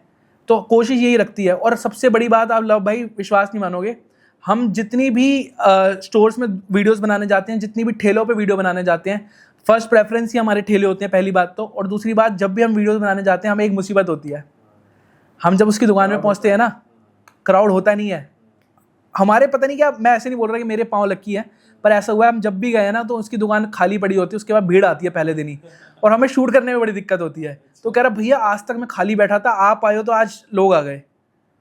और ऐसा हमारे साथ बहुत बार हुआ है। तो ये पॉडकास्ट जाएगा, मैं पहले घूम लेता हूँ लोगों को बताया नहीं, मैं बता रहा हूँ, मैं बहुत सीरियस बात है, कुछ पता नहीं ये भी आ जाता था। तो भाई ये होता है। अभी हम शूट करने गए, आप यकीन नहीं मानोगे भाई, हम एक क्लाउड किचन में वीडियो शूट करने गए, वो खाली बैठे परेशान बैठे हैं। मैंने कहा सर आज ना आपको कॉल आएंगे, मेरे साथ ऐसा होता है। मैंने कहा सर पता नहीं, मैं हो सकता हूँ गलत हूँ, पर ऐसा मेरे साथ होता है। कह रहा ऐसा हुआ तो आपको बिठा ही लूँगा आज। मैंने कहा ठीक है। भाई साहब उसके train train train train train train train train train Zomato पे बजने लग गए। कह रहा भाई ये क्या हो रहा है, हकीकत में हुआ ऐसा हमारे साथ, उसके ऑर्डर बजने लग गए। सर मज़ा आ गया, आज आपने वीडियो बनाई भी नहीं है और इतने लोगों के आज मैसेज आने लग गए हैं, अभी मतलब ऑर्डर आ गए हैं आज, एक रोल के 10-10 नान। कह रहा एक नान ऑर्डर करा है किसी बंदे ने, कह रहा एक नान, सिंगल नान, उसे 200 रुपये का पड़ा है। उसने कैसे ऑर्डर कर दिया, हम खुद परेशान है। सिंगल नान 200 रुपये का, जो 25 रुपये का नान है, एक सिंगल नान उस बंदे ने ऑर्डर करा उस रेस्टोरेंट से। कह रहा आज तक कोई ऐसा ऑर्डर नहीं आया। और अगर हम किसी भी रेस्टोरेंट जाते हैं तो भाई हम चार्जेस लेते हैं। ठेले वाले देखते हैं कि अगर कोई बिजनेस चला रहा है तो उनसे लेते हैं, जो फ्री उनके लिए करते हैं। जो लोग भाई स्टार्टिंग कर रहे हैं, स्टार्टिंग फेस है, जो जिन्होंने हमें शुरू से सपोर्ट करा हम उन्हें सपोर्ट करते हैं। या जो रेडी पटरी वाली हैं, ठेले वाले हैं, उन्हें ज़्यादा सपोर्ट करते हैं। आज भी हम वही वीडियोस बनाते हैं, जबकि हम यूट्यूब की वीडियोस बनाने की वजह से हम यहाँ पे हैं, फिर भी हम उस नीच को नहीं भूलते जहाँ से हमने शुरुआत करी थी। आप यकीन नहीं मानोगे लव भाई, हमारे घर पे आज भी वो स्ट्रीट वेंडर्स हमारे घर पे खाने के लिए आते हैं कि भैया आपकी वजह से जो हुआ था आज आप सुपरस्टार हो। वो हमें गुरुजी बोलते हैं, वो अपने काम के उस्ताद हैं। वो अभी परसों मेरे घर कोई बहुत फेमस स्ट्रीट वेंडर है, वो मेरे घर पे आए खाना खाने के लिए। तो कितनी बड़ी बात है कि भाई वो एक टाइम पे कुछ भी नहीं थे, आज वो फेमस है। तो उन्होंने रूट्स नहीं भूले, हमें भी अपना काम भाई बढ़िया चल गया था, है ना। तो काफ़ी अच्छा नोन हो गए थे हम बहुत जल्दी। तो हमें ना अहमदाबाद बुलाया किसी बंदे ने। तो मेरे पास ना उस वक्त तक कोई कैमरामैन नहीं था। मैंने इससे बोला अहमदाबाद चलेगा प्लेन में? करो भाई पक्का है भाई। मैंने कहा हाँ भाई अहमदाबाद जा रहे हैं। तो फिर भाई क्या हुआ कि किसी ने हमें फ़्लाइट से बुलाया भाई अहमदाबाद। भाई कभी गाड़ी में नहीं बैठे भाई, फ़्लाइट में बुला लिया किसी ने। ठीक है भाई, ठीक ठाक थोड़ा बहुत पैसा आ गया कि अब इधर उधर जाने से पहले सोचना नहीं पड़ता था, भगवान की कृपा से। मैंने कहा भाई तू साथ चल। हालांकि मेरे पास कैमरामैन भी था, मैंने उसको मना कर दिया। मैंने कहा कि भाई दोस्त जाएगा साथ में, इसको वीडियो शूट करने आती ना हो। मैंने कहा साले तू शूट कर लेगा ना, कोई बड़े आदमी ने बुलाया है। कह रहा कर लूँगा है। बैठे तो फ्लाइट में, मैंने इसको फ्लाइट में बैठना था, मेरे को भी फ्लाइट में बैठना था। तो मैंने कहा यार किसी जाएंगे बंदे के साथ मैं बोल ना पाऊँ, मज़ा नहीं आएगा, दोस्त के साथ ही जाऊँगा पहली बार फ्लाइट में। तो घर वाले भी खुश, आज फ्लाइट में जा रहा है लड़का। भाई कोई यार हम जैसे जो इंडियंस हैं ना, हमारे लिए फ़्लाइट में बैठना बहुत बड़ा सपना है, बहुत सपना है यार कई लोगों का। तो कुछ दिन पहले भी मैं ऐसे देख रहा था, ये प्लेन जा रहा है, अपन भी उधर ही बैठेंगे भाई। अब तो मैंने कहा कहाँ जमीन से जुड़ने वाले आदमी आज आसमान में बैठेंगे भाई।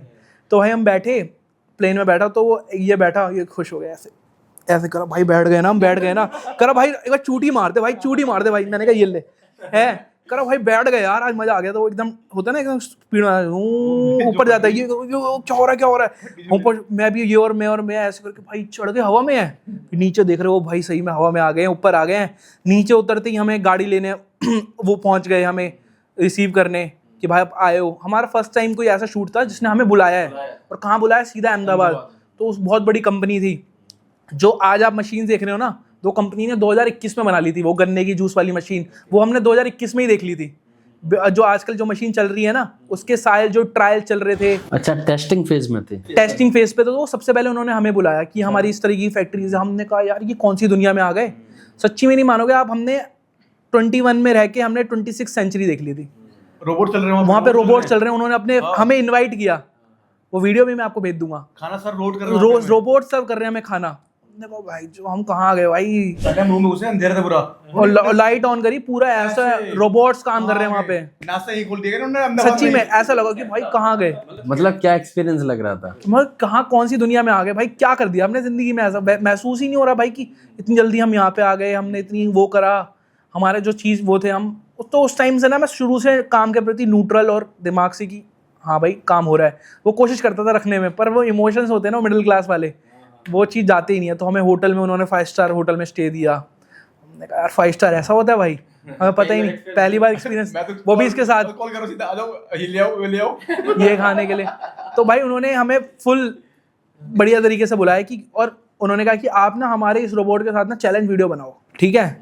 और भाई उसने हमें कितने पैसे दिए होंगे सोचो, शायद लाखों में, भाई उतना ही दिए थे। तो भाई मैं पहली बार में हमने डील करी, और हमें इतनी किसी ने दे दिए, जो यूट्यूब से भी ज़्यादा दे दिए किसी ने, हमें सिर्फ बुलाने के लिए, खर्चा वर्चा सब। तो हम कितना खुश हुए कि यार किसी ने हमें बुलाया, और सिर्फ हमें एक चैलेंज वीडियो शूट करनी थी।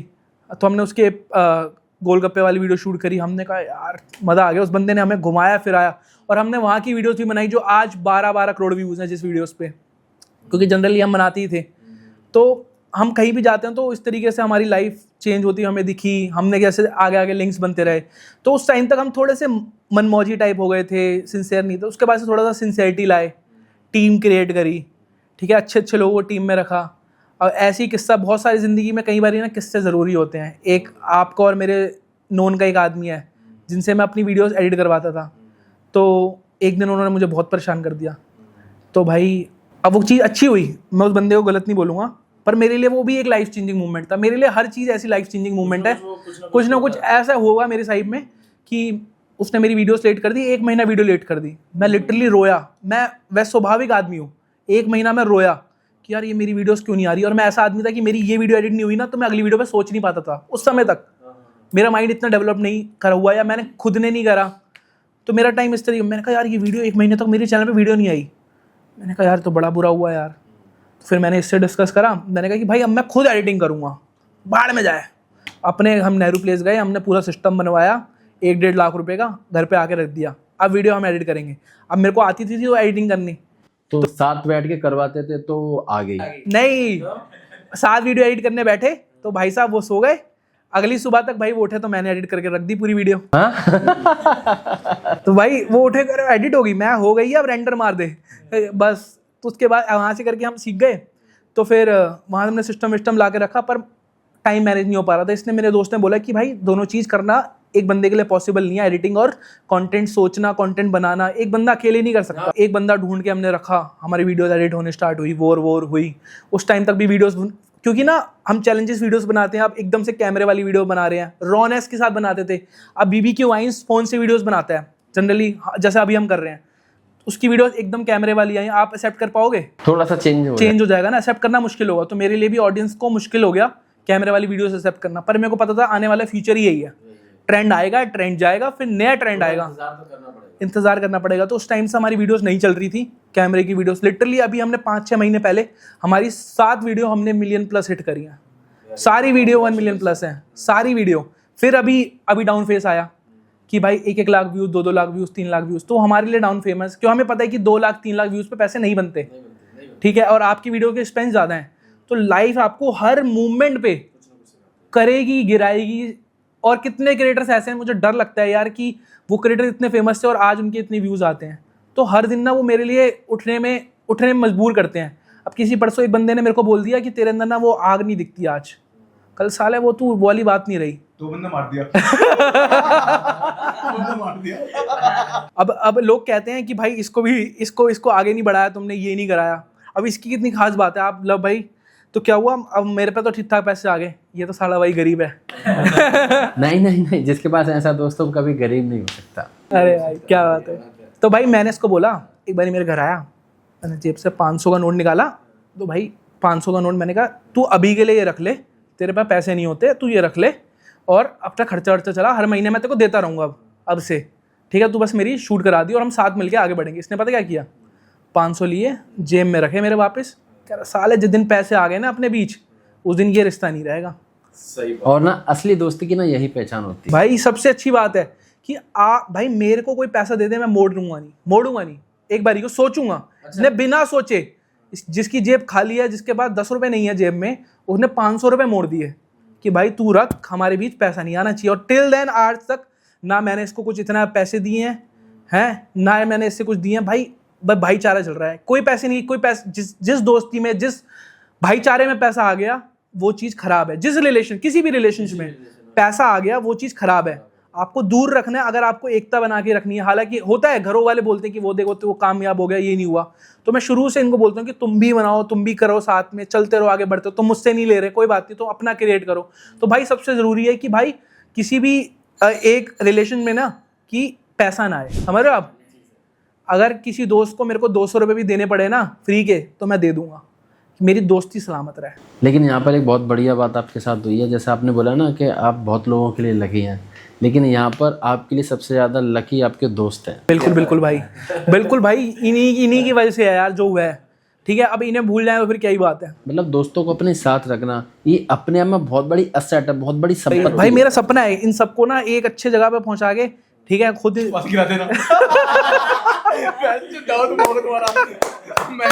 अच्छा, कभी कभी ऐसा रहा हो, ऐसा लगा हो लाइफ में कि यार दोस्त ये बताया कभी तेरे को लगा है कि ऐसा कि मैं तेरे से आगे निकल गया? घर वालों ने कभी बोला हो तेरे को? घर वाले तो उनका काम टोन मानना यार, उनको दिख रहा है कि लड़का टाइम दे रहा है, तो उनका सिंपली सुनने नहीं सीखी भी। अगर आपके रिश्ते बड़े हैं तो सुनने नहीं सीखी भी। कुछ चीज़ें पता है कल जाको क्या बड़ी है, काम धंधा कहीं रह जाएगा भाई। सिंपल से रिश्ते बनाओ, जितना हो सकता है रिश्ते बनाओ। भाई पैसे क्या कर लोगे, यहीं रख के जाओगे? मैंने नहीं देखा जो पैसे कमाते हैं ना कुछ नहीं रह पाते।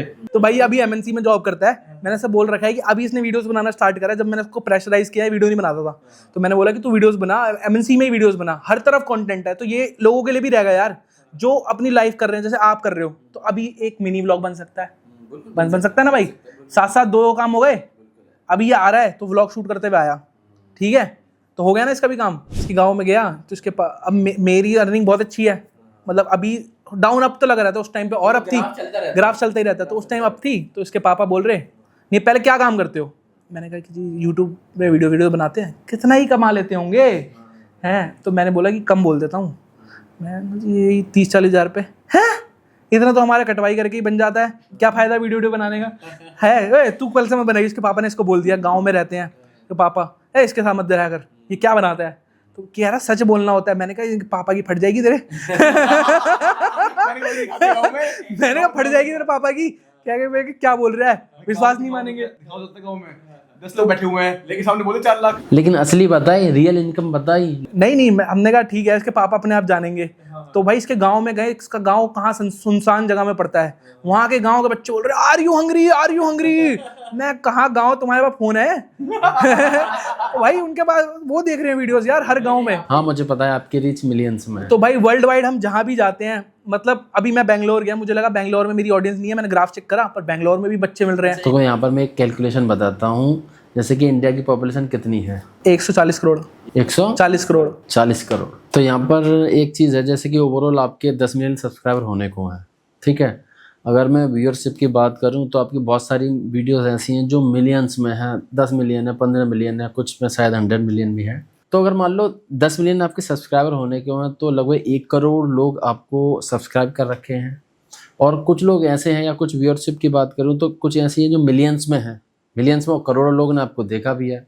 तो हर 100 में से 2-4 लोग आपको जानते हैं। इसका मतलब क्या है? इसका मतलब क्या है? आपकी व्यूअरशिप अच्छी है, मतलब आपकी व्यूअरशिप गांव में भी है, बेंगलोर में भी है, हर जगह आपकी व्यूअरशिप है। तो ये वीडियो तो क्या खेती कर तो भाई यही चीज़ें हैं जो चल रही हैं अभी लाइफ में, और फॉलो करते हैं और देखते हैं कि किस तरीके से हर दिन नया एक्सपीरियंस मिलता है। अप एंड डाउन आज भी ज़िंदगी में है और हमेशा लगे ही रहेंगे।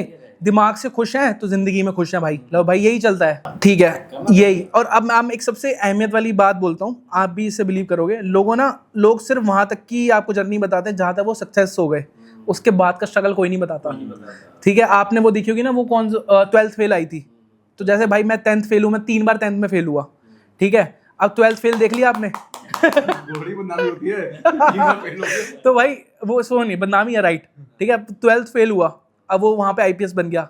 आईपीएस बनने के बाद उसकी जर्नी कैसी होगी, कितने करप्ट लोगों से वो मिला होगा, वो जर्नी किसी ने देखी नहीं अभी। उसके बाद कितने लाइफ में अप एंड डाउन होंगे, उसको उस तरह के लोग नहीं मिले होंगे जिस तरह के। तो हमारी जर्नी भी लोगों को लगती है कि यहाँ तक ईजी है। कुछ ही लोग होते हैं जो फ्लाइंग बीस्ट ये सब या कैरी मिनाटी जो उस नंबर तक पहुंच जाते हैं जहां तक वो अगर कुछ भी ना करे ना तो वो बैठ के खाते हैं। उसमें से एक दुख के लोग होते हैं। मुझे ऐसा लगता है कि इस लेवल पे पहुंचने के बाद भी ना आदमी को बैठ के नहीं खाना चाहिए भाई। आपको हर दिन यूट्यूब प्लेटफॉर्म ही ऐसा है, हर दिन कुआं खोदना है, हर दिन पानी पीना है, जब तक आप उस नंबर तक नहीं पहुंच जाते, ठीक है। आपको आज भी आपने देखो टॉप ऑफ द क्रिएटर है मिस्टर बीस्ट, ठीक है। आज भी वो कितने मेहनत करता है, वीडियोस आती हैं टाइम पे, आज भी थंबनेल पे मेहनत, इंडिया आता है, ज़रूरत है उसे काम करने की। पर आपको यूट्यूब प्लेटफॉर्म ही ऐसा है, हर दिन कुआं खोदना है, हर दिन पानी पीना है। आज आपने हमारे साथ पॉडकास्ट कर लिया, कल आपको 10 पॉडकास्ट और शूट करने पड़ेंगे, क्योंकि हमारे पॉडकास्ट से आपकी चैनल नहीं चलेगा। आपको करना पड़ेगा, काम आपको हर दिन करना पड़ेगा। ये यूट्यूब भी एक ऐसी जॉब है जहाँ पे आपके सर पे कोई नहीं बैठा, आप अपने काम के मालिक हो, ठीक है। पर आपको भाई उन लालाओं से भी ज़्यादा मेहनत करनी पड़ेगी, डे में भी, ओवरनाइट भी, ओवर शिफ्टें भी लगानी पड़ेगी। यूट्यूब ऐसा काम है भाई, जिन्हें लगता है ना कि भाई यूट्यूब ऐसा नहीं है, वो नहीं है। आपको आप डायरेक्टर भी आप खुद ही हो, एडी भी आप खुद ही हो, शूट करने वाले भी आप ही हो, कैमरामैन भी आप ही हो, स्क्रिप्ट लिखने वाले भी आप ही हो। सारे काम करके ना आपको एक आदमी बनना पड़ता है, तो एक आदमी बनता है यूट्यूब, वो खिलाता है, निचोड़ बन के वो बनता है यूट्यूबर। तो मेरी जितनी भी जर्नी में मैंने देखा कि भाई मैंने इस शूट पे कुछ सीखा, इस शूट पे कुछ सीखा, इन भैया से कुछ सीखा, तो आज मेरे काम में वो दिखेगा आपको। मैं अगर आज मैं अभी कितने दिन पहले 2 क्रिएटर से मिला, ठीक है, उनसे कुछ निचोड़ ले आया। तो भाई हर बंदे से कुछ सीखने को मिलेगा। आपसे अभी कुछ सीख के जा रहा हूँ, ठीक है, आपसे मैं कुछ सीख के जा रहा हूँ, तो मैं कभी भी आऊँगा ना तो कुछ सीख के जरूर जाऊँगा। हमेशा कोशिश हमारी ये रहनी चाहिए। देखो एक्चुअली में ऐसा होता है, जब भी हम कुछ नया कर रहे होते हैं, कुछ ना हर दिन कुछ नया कर रहे होते हैं, कुछ काम भी कर रहे होते हैं, तो कुछ ना कुछ सीखते हैं। जैसे कि आपने बोला कि आपने कुछ ना कुछ ग्रैब किया, तो मैंने भी आपसे कुछ ना कुछ नॉलेज ग्रैब करी। तो होता है, हम हर कदम पर कुछ ना कुछ कर रहे होते हैं और करने के साथ ही एक्सपीरियंस कर रहे होते हैं। ये जरूरी है, इसलिए काम करना बहुत जरूरी है भाई। ये चीज़ है। लोग अक्सर ये भी देखते हैं कि 10 वीडियो बना ली, 5 वीडियो बना ली, वो कहते हैं यार मज़ा नहीं आ रहा, या फिर नहीं है यूट्यूब काम नहीं कर रहा। आपने बताया कि अपनी 45 वीडियो बनानी थी, 45 वीडियोस बनाने के बाद ही आप वेट कर रहे थे कि कौन सी वीडियो हिट जाएगी, उसके बाद आपकी वीडियो हिट गई थी। तो पेशेंस रखना भी बहुत ज़रूरी है। काम पे फोकस करो, ये नोटिस करो कि हम अपने काम में कितना इनहेंस कर सकते हैं, कितना इम्प्रूवमेंट कर सकते हैं। उसके बाद पेशेंस बहुत बड़ी बात है, तब जाके कुछ जाकर रिजल्ट निकल के आते हैं। तो भाई कैसे ना निचोड़ निकाल के, मतलब शाम दंड भेद लगा के आपको यूट्यूबर बनना पड़ेगा, और एटलीस्ट 100 वीडियो बाद आपको पता लगेगा कि आपकी क्या रिपोर्ट आई है भाई, ठीक है। और किसी भी उम्र में आप यूट्यूबर बन सकते हैं। एक ओपन प्लेटफॉर्म है, कोई भी आगे क्रिएट कर सकता है। जो अच्छा करेगा वो आगे तक जाएगा, जो लिमिट में रह जाएगा, जो सीमित दिमाग तक रहेगा, एक ही चीज़ करता रहेगा, वो वहीं के वहीं रह जाएगा। तो सिंपल सी बात है, हर दिन आपको सोचना है कि आज इसमें क्या अलग करूं। आपको इस पॉडकास्ट से ये पता चला होगा कि कंटेंट क्रिएशन करने के लिए, कंटेंट क्रिएट करने के लिए कितनी मेहनत होती है, कितना जज्बा होता है। ये सारी चीज़ें आपको इस पॉडकास्ट से समझ में आई होगी। इसका एक जीता एग्जांपल जो हमारे सामने बैठे हैं। तो अगर आपके पास प्रॉपर कैमरा नहीं है, लाइट नहीं है, सेटअप नहीं है, इक्विपमेंट नहीं है, तो ये सब मेरे ख्याल से एक छोटे बहाने हैं, छोटे बहाने हैं। अगर आपको वाकई में कुछ करना है ना, तो ये सारी चीज़ें, ये सारे एक्सक्यूज खत्म हो जाता है। बस करना है तो कहीं ना कहीं से चीज़ें आपके सामने ज़रूर आएंगी। आप स्टेप रखो, कुछ ना कुछ ऊपर वाला आपके सामने कुछ ना कुछ रास्ता जरूर निकालेगा। आप शुरुआत तो करो, आप स्टार्ट तो करो, एक फर्स्ट स्टेप तो लो। तो बहुत बहुत धन्यवाद आपका, आपने समय निकाला। तो एक चीज़ आपकी वीडियो पे ऐलान कर देता हूँ कि जितने भी अगर कोई नए बंदे हैं, सिर्फ जिन्हें पैसा कमाना आगे बढ़ना है, हमारी वीडियोस की क्लिप्स निकाल के एडिट करके डालो, मैं किसी पे भी कॉपीराइट नहीं मारूंगा। आप मेरी वीडियोस डाउनलोड कर सकते हैं, उसमें से क्लिप निकाल सकते हैं और उससे पैसा अर्न कर सकते हैं। मैं किसी पे भी कॉपीराइट नहीं मारूंगा, कहीं भी आप यूज़ कर सकते हैं, मेरी तरफ से ओपन है। मैं इसके मारने के लिए आप खुद नहीं मारेगा। बहुत बड़ी बात, बहुत बड़ी बात हाँ, अपने आप में। लोगों के लिए एक हम ये कर देते हैं, ठीक है। और कुछ टाइम बाद हम ऐसा प्लेटफॉर्म क्रिएट करेंगे जहाँ पे हम लोगों को इंटर्नशिप देंगे। लोगों के पास ज्ञान नहीं है, ठीक है। आप मेरा मेल आईडी लिख लीजिए, ठीक है। किसी को भी अगर यूट्यूबर बनना है तो आप मेरे इधर पहले 3 महीने इंटर्नशिप करिए, ठीक है। आने जाने के पैसे भी हम देंगे, सिर्फ आके आप सीखिए। हम एक ओपन प्लेटफॉर्म क्रिएट करेंगे लोगों के लिए, जहाँ पे लोगों को जानकारी देंगे कैसे वो आगे बढ़ सकते हैं, कैसे वो क्रिएटर बन सकते हैं, कहाँ पे वो दिक्कत आ रही है, जहाँ पे वहाँ हम उनको करेक्ट करके हम उनको बना सकते हैं। तो जो लोग कंटेंट क्रिएशन की जर्नी में आना चाह रहे हैं, कंटेंट क्रिएट करना चाह रहे हैं, सोशल मीडिया पर अपनी प्रोफाइल बनाना चाह रहे हैं, तो पूरा रोड मैप है इनके पास। ये आपसे कोई चार्ज नहीं कर रहे, आपको सारी चीज़ें सिखाएंगे। तो मेरा मानना है आपको ज़रूर अप्लाई करना चाहिए, चाहे आप स्टूडेंट हो, चाहे हाउस वाइफ हो, चाहे आप वर्किंग प्रोफेशनल हो, जो भी हो। अगर आपको लग रहा है कि आप कंटेंट क्रिएट कर सकते हैं, आपके माइंड में कुछ ऐसी चीज़ें हैं जो आप लोगों को बता सकते हैं, इन्फॉर्मेशन दे सकते हैं, कुछ सिखा सकते हैं, तो आपको ज़रूर ज्वाइन करना चाहिए। कोई चार्ज नहीं है। तो सबसे पहले आपका बहुत बहुत धन्यवाद, और इस चीज़ के लिए भी धन्यवाद कि आप लोगों को ये सारी चीज़ें देने वाले हैं।